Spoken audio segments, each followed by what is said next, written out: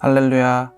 오늘도 말씀으로 하루를 마무리하는 시간, 바이블톡 시간에 함께 하시는 여러분들 모두를 주님의 이름으로 환영하고 축복합니다.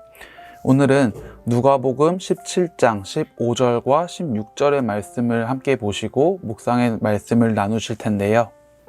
그 중에 한 사람이 자기가 나온 것을 보고 큰 소리로 하나님께 영광을 돌리며 돌아와 예수의 발 아래에 엎드리어 감사하니 그는 사마리아 사람이라.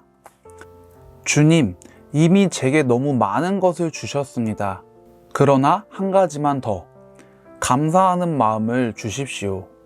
영국의 목사이자 시인인 조지 허버트의 고백입니다.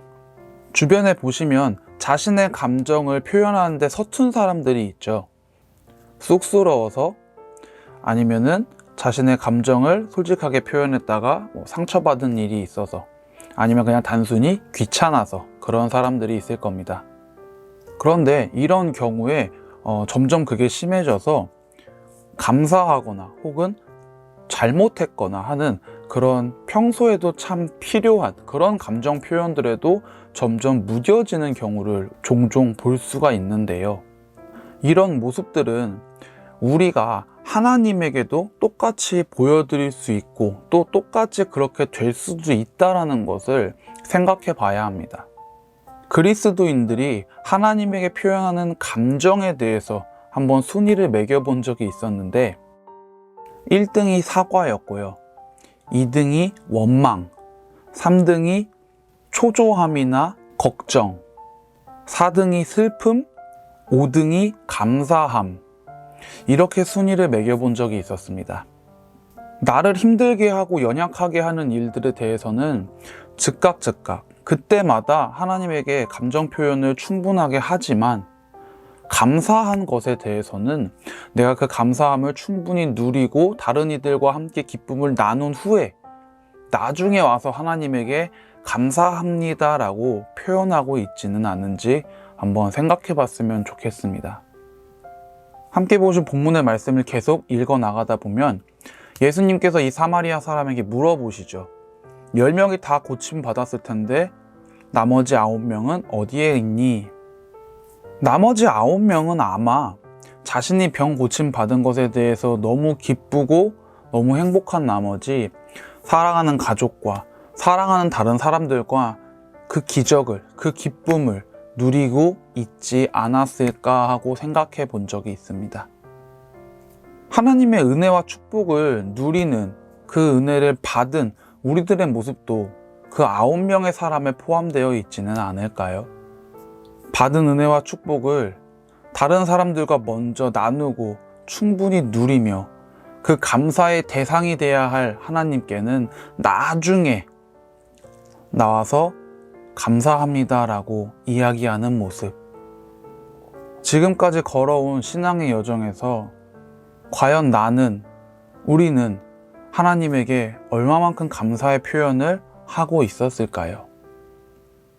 또 하나님에게 어떠한 때에 감사하다라고 표현하고 있었을까요?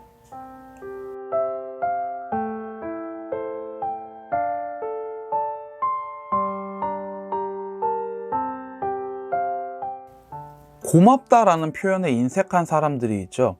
내가 뭘 해줘도 이 사람이 고마워하고 있는지 아닌지 표정으로 알 수 없는 사람들. 그리고 나한테 고맙다라는 표현을 잘 안 하는 사람들.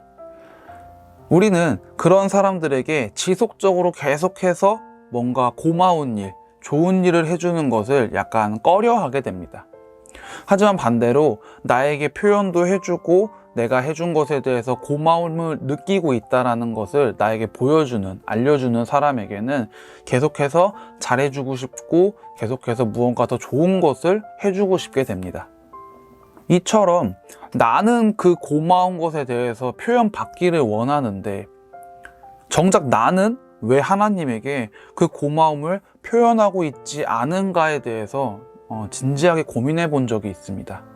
내가 받은 그 감사한 것들을 충분히 누리고 즐긴 후에 예배당에 나가서 의자에 앉아서 하나님 감사합니다 라는 딱 한마디의 표현으로 그 기도로 퉁치려고 하는 나의 모습. 자신이 병고침을 받고 난 후에 그 감사함과 기쁨을 예수님과 먼저 나누고 표현하고 누렸던 사마리아인의 모습과는 정반대의 모습이 바로 저의 모습이었습니다. 하나님에게 감사의 표현을 하는 그 타이밍은요, 바로 그 은혜와 축복을 받은 그 직후, 바로 그 순간 감사함을 표현해야 할 것입니다. 바로 그 타이밍이 되어야 할 것입니다.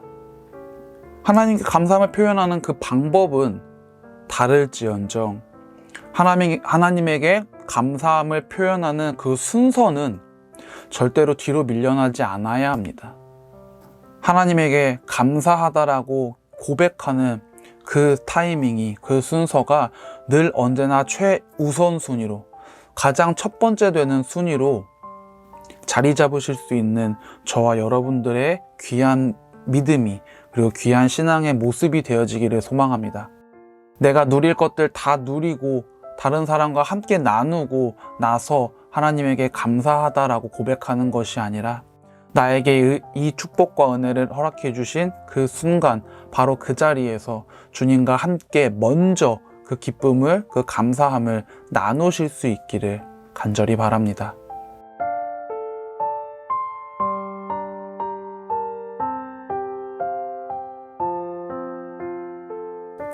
어떤 어머니가 자신의 아이들에게 감사함을 교육시키기 위해서 이런 방법을 사용합니다. 종이에 자신이 감사한 것들에 대해서 적게 한 후 그 종이에 적혀있지 않은 것들은 하루 종일 사용할 수 없게 되는 겁니다. 예를 들어서 아침밥이 감사함의 목록에 빠져 있다면 아침밥을 먹을 수 없고요. 장난감이 감사함의 목록에 빠져 있다면 그 장난감을 가지고 놀 수 없습니다. 옷이 감사함 목록에 빠져 있다면 그 아이는 하루 종일 잠옷을 입고 생활해야 하는 겁니다. 만약 여러분들에게 이 활동을 시킨다면 여러분들은 몇 가지의 감사한 것들을, 얼마만큼의 목록을 작성하실 수 있으시겠습니까? 아마 하루 종일 내가 불편함 없이 생활하고 활동하기 위해서 수십 가지가 넘는 감사한 것들을 작성하게 되실 겁니다. 자, 그런데 바꿔 말하면요, 우리는 그 수십 가지의 것들을 매일매일 감사하면서 지낼 수 있게 된다라는 겁니다. 우리는요, 감사라는 것에 대해서 대부분 너무 큰 사건, 어떤 큰 것들에 대해서만 표현하려고 하는 경향이 있습니다. 스치듯 지나가는 작은 것들에는 그냥 당연하다라는 마음을 가지게 되는데, 생각해보면 그 스치듯 지나가는 당연한 것들을 당연하게 누릴 수 있게끔 해주신 것에도 우리는 언제나 감사하는 마음을 가져야 합니다. 매일매일 주님과 함께 하시는 그 삶의 여정 속에서 여러분들은 얼마만큼 감사의 표현을, 얼마만큼 감사하는 그 마음을 나누고 계신가요? 오늘 이 저녁의 시간, 주님 앞에 여러분들의 감사한 것들을 모두 내려놓고 표현하면서 주님과 함께 먼저 그 감사한 것들을 누리실 수 있는 귀한 은혜의 시간 되시기를 간절히 소망합니다.